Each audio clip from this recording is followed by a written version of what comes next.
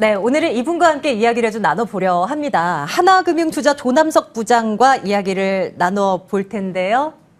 어서 오십시오, 부장님. 안녕하십니까? 네, 안녕하세요. 네. 조금은 생소한 알고리즘 매매에 대해서 저희가 이제 매주 하루씩 빼서 이게 뭔가부터 그래서 기계는 뭘 앞으로 어떻게 내다보나 뭐 이런 것들 토대로 해서 이야기를 좀 나눠보고 있는데요. 오늘도 네. 좀 도와주세요. 어떻습니까? 그 알고리즘 매매를 활용해서 일선에 이제 투자를 또 진행하고 계신 분 아니겠어요? 네. 그 일선에서 우리 개인 투자자들을 만나고 또 투자 방향을 또 설계를 해주시고 이런 어떤 PB로서 뭐 어떻습니까? 알고리즘 매매라는 것이 진짜 뭐 현실적으로 필요하다, 정말 도움이 된다 뭐 이런 생각이셔요? 어떤가요? 뭐 그간의 그 펀더멘탈을 뭐 이따가 설명을 좀 드리겠지만 네. 펀더멘탈을 가지고 투자를 하는 게 뭐 그다지 결과가 안 좋았던 적이 많이 있습니다. 그래서 그거에 좀 더 도움을 받고 실수를 좀 줄이기 위한 방법으로 네. 저희는 알고리즘을 선택을 해본 거거든요. 네네. 저는 뭐 그 시행착오를 좀 많이 줄일 수 있었다고 판단을 하고 있습니다. 아, 그래요? 이게 어떤 측면에서 시행착오를 줄일 수 있었나 이게 이제 궁금해지는데요. 업무에 어떤 식으로 이거를 활용을 하고 계신가요? 뭐 일단 저희가 판매하는 판매 상품에 네. 그 뭐 AI니 로보 어드바이저니 뭐 알고리즘 매매니 하는 상품들이 요즘 많이 늘어나고 있어요. 그래서 뭐 당연히 거기에 관심을 갖고 상품을 팔아봤더니 또 좋은 결과를 갖고 있는 몇몇이 있었고 네. 그런 걸 통해서 그 상품의 수익률이 좋아졌다는 걸 알고 그러면 저희도 한번 제 고객한테 직접 안내를 해보자. 그래서 제가 이제 알고리즘 매매에 관심을 갖게 됐습니다. 네, 이제 자료를 굉장히 많이 준비하신 걸로 알고 있는데요. 이거 자료 하나씩 보면서 또 우리 시청자분들께 좀 설명을 드려볼까요? 네, 그 알고리즘의 필요성에 대해서 한번 설명을 드려볼까요? 화면을 네, 좀 좋습니다. 보겠습니다. 네, 볼게요. 시작해 주시면 괜찮겠습니다. 네. 네. 화면이 좀... 맨 앞장으로 넘어갈게요. 저희 네. 화면에 그 자료를 돌리고 있는 사이에 네. 부장님 편하게 말씀 주셔도 괜찮습니다. 네, 그러니까 제가 먼저 말씀드리려고 했던 내용은 알고리즘이 필요성이거든요. 그래서 제일 앞 페이지가 지금 필요한데 이게 네. 엉뚱하게 지금 넘어가고 있네요. 네, 요거를 제가 지금 설명을 좀 드릴게요. 그래서 뭐 지금 제가 애니메이션을 준비를 했는데 그냥 뭐 바로 보고 설명을 드리겠습니다. 네. 그 시장에는 여러 가지 사회 현상이나 뉴스가 나타나게 되고요. 그래서 이런 것들이 가격에 반영이 됩니다. 그러면 지금 F라고 하는 부분은 펀더멘탈 투자, 전통적인 시장 가치 분석을 통해서 뭐 고평가냐 저평가냐 이렇게 투자를 해왔고 많은 분들이 현재 이렇게 투자를 하고 있거든요. 근데 A 부분은 이렇게 보시면 됩니다. 뭐 알고리즘일 수도 있고 AI일 수도 있지만 뭐 그게 숨겨진 가격을 찾아낸다는 거죠. 그래서 시장의 키를 찾고 네. 그 투자 포트폴리오를 만들어서 시장을 대응하고 수익화한다는 측면에서 알고리즘이 잘 활용을 하는 게 좋다고 생각을 하고 있습니다. 네. 뭐 이게 이제 기술자는 사실 부장님이 아니시니까 네, 저는 뭐 이게 뭐 뭐 어떻게 아니고. 설계가 되어 있는지에 대해서는 구체적으로 뭐 알 수가 없긴 합니다만 네. 그래도 대략 뭐 어떤 것들이 이제 들어가 있을까요? 뭐 예를 들면 뭐 실적은 당연히 이제 기반되어 있는 것일 테고 네. 뭐 경제 지표라든지 네. 아니면 뭐 그 외에 뭐 다양한 것들이 다 들어가 있다고 그냥 보면 되는 건가요? 표면적으로 드러나 있는 뉴스들이요? 뭐 사실은 제가 알고리즘을 설계하거나 만드는 사람은 아니니까 그거에 대해서는 뭐 정확한 네, 답변을 드릴 네. 수는 없고요. 저는 공개된 알고리즘의 결과를 가지고 이제 생각을 하거든요. 그거를 도식화하고 보여주는 결과에 따라서 투자 포트폴리오에 대한 아이디어를 얻을 수 있습니다. 이 알고리즘을 활용하신 지는 한 얼마나 되셨습니까? 지금 제가 뭐 사회적 관심이 있었던 알파고 사건 이후에 네.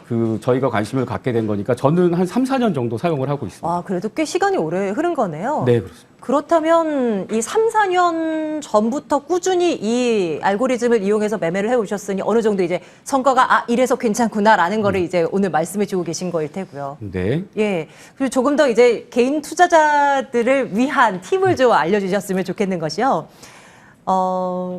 시장을 판단하고 대응할 수 있는 팁이 요즘에 참 필요해요. 그런데 네. 사람의 머리로 이해할 수 없는 현상들이 요즘 시장에서는 너무 많이 나타나고 있어서 이게 판단을 내리기가 참 어렵습니다. 알고리즘에 의해서는 우리가 어떤 것을 좀 얻어갈 수 있을지 뭐 그런 팁을 좀 전해주세요. 뭐 알고리즘이 제시하는 값이 있거든요. 네. 그 값을 저희가 충분히 생각을 하고 그걸 따라야 된다라는 거죠.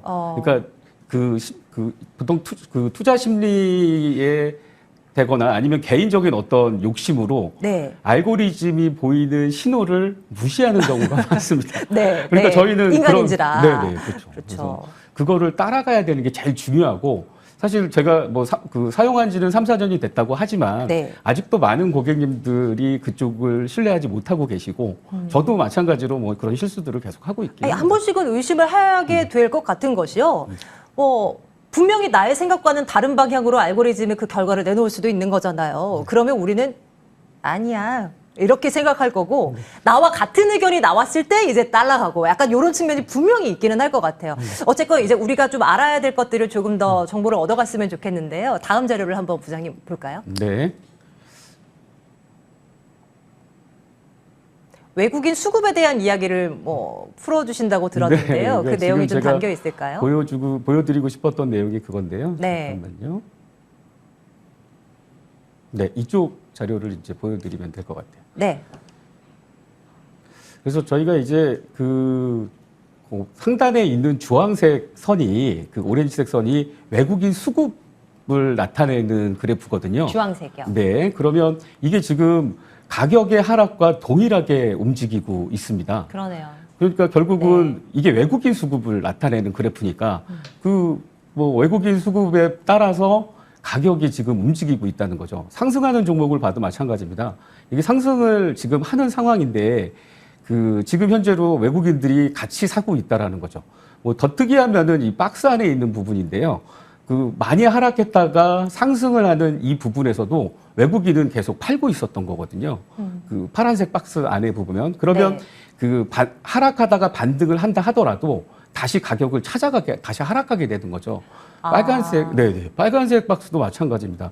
지금 보면 같이 상승을 하다가 그 깊은 조정을 받고 있어도 외국인들은 전혀 흔들림 없이 매수를 하고 있었습니다. 네. 그러면 바로 반등을 하게 되는 거죠. 그러니까 시장의 외국인들의 힘을 저희가 파악을 하고 그걸 이제 그 이렇게 도식화해서 알고리즘에 보여주고 그걸 따라가야 되는 게 저희가 해야 될 일인 것 같습니다. 그러네요.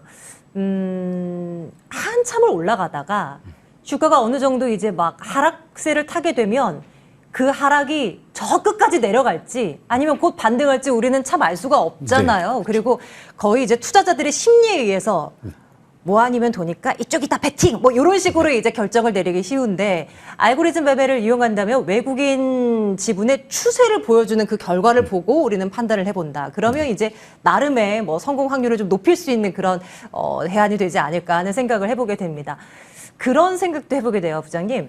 그 왜 우리 주식 투자를 하다 보면은 뭐 A라는 종목이 있고 B라는 종목 두 가지가 마음에 드는데 뭘 투자를 해야 될지 모르겠는 거 있죠. 그래서 이거 할까 저거 할까 막 고민을 하게 되는데 뭐 이런 것에 대해서도 알고리즘이 이게 더 좋소 이렇게 좀 결과를 보여주는 뭐 이런 것도 있습니까?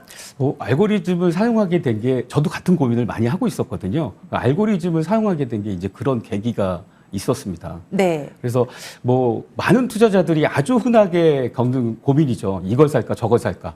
그 방법을 알고리즘은 갖고 있습니다. 그래서 제가 이제 그걸 좀 설명을 해드리면 그 저희가 스프레드 어널리시스, 그러니까 스프레드 분석이라는 전략을 사용하면 되는데요.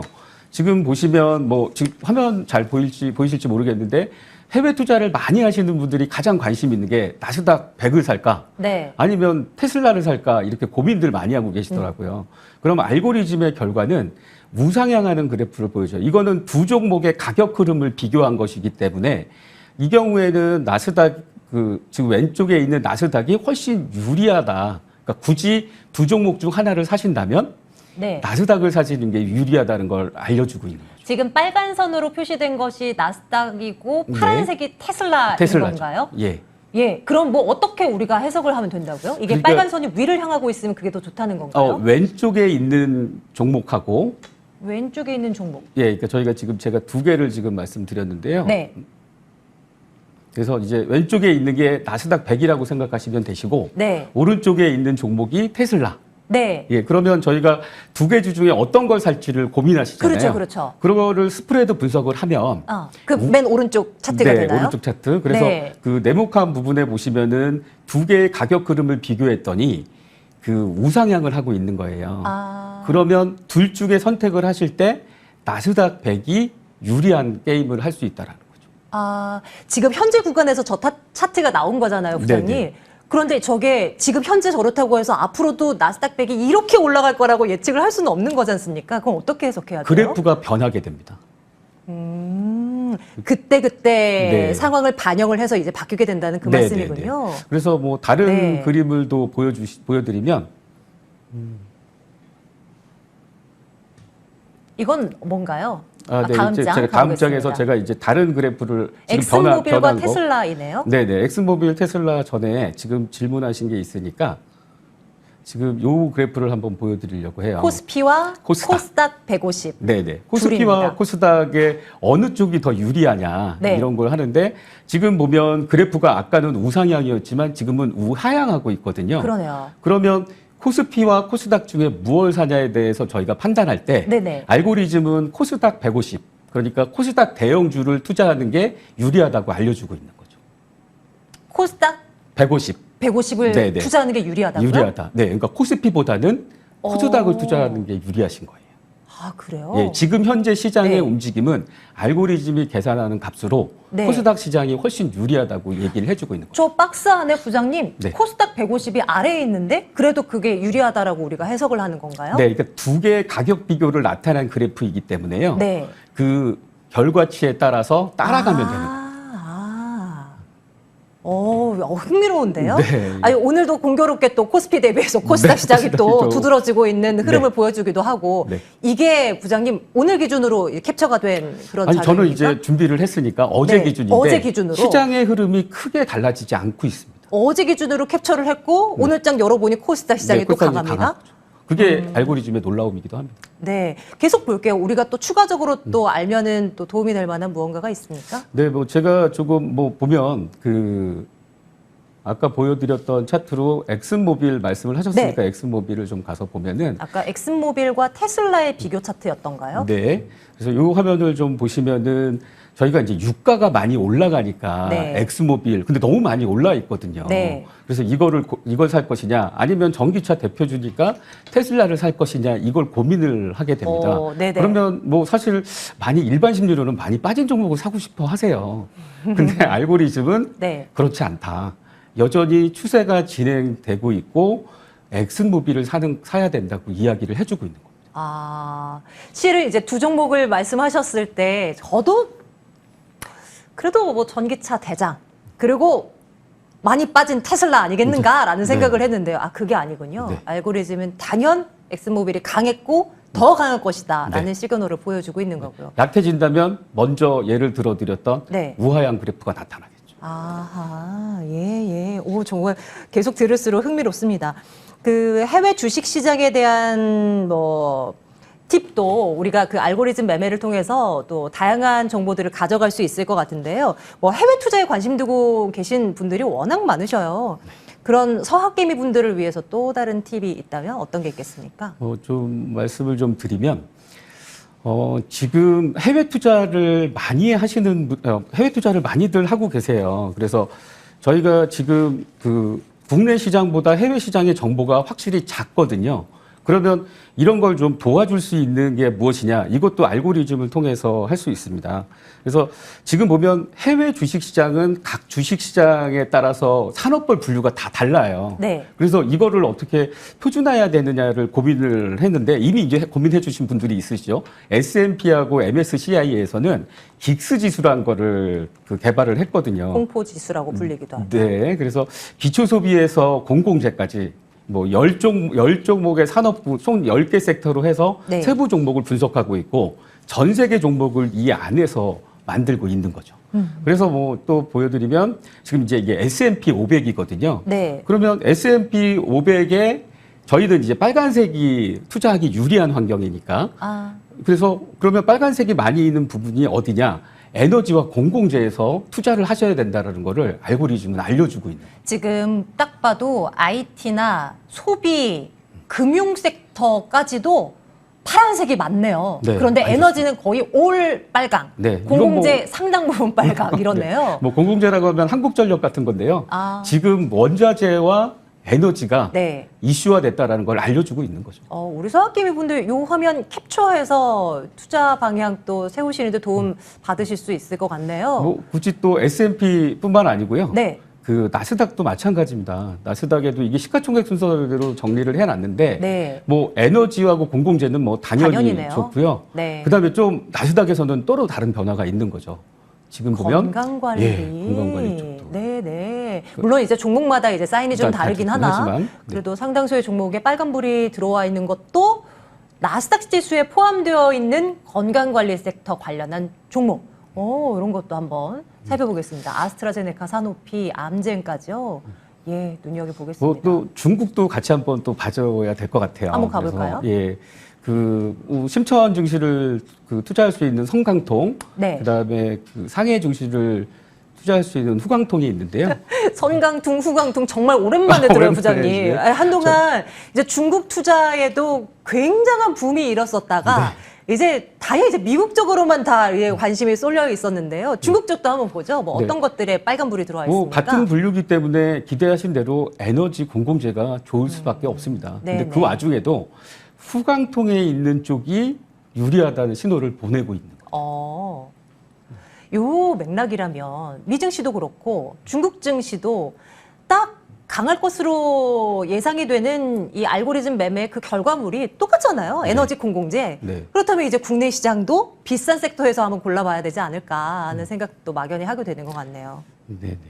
근데 뭐 국내는 사실은 저희가 네. 그렇게 많이 따라가거나 움직일 수 있는 형편은 지금 아닌 것 같아요. 그게 그러면 아마 또 다른 결과가 나오게 될까요? 뭐 제가 이제 따로 지금 준비는 안 했지만 네. 왜냐면 너무 말씀드릴 게 없어서. 네, 근데 네. 아까 같은 경우에 한국 시장은 외국인 지분율의 움직임이 많이 중요하기 때문에 지금 외국인들이 계속 파는 쪽에서는 그 에너지 공공재 세트가 그래도 강한 모습이었었어요. 네. 그뭐 에너지 쪽이. 근데 최근에 시장이 좀 흔들리면서 좀 약한 모습을 보이고 있긴 해요. 그럼 이제 핵심 포인트 부장님께서 네. 하나만 더 짚어주십시오. 그럼 이제 우리는 국내 투자자분들을 위한 이야기도 좀 마지막으로 해봐야 될 것 같은데요. 그럼 우리는 어떤 쪽에 관심을 가지면 괜찮을까요? 알고리즘 매매가 지금 알려주고 있는 신호, 나오는 신호를 좀 말씀 주십시오. 네, 뭐 지금 뭐 저희가 말씀을 나누다가 제가 뭐 그 말씀을 안 드리고 왔었는데 우리 시장은 좀 많이 어렵습니다. 지금 현재로 외국인들이 계속 팔고 빠져나가는 있고 상황이라. 빠져나가는 상황이어서 네. 그래도 그 와중에 알고리즘이 말해주는 강한 종목들이 있거든요. 네. 예, 그런 걸 좀 말씀을 드리면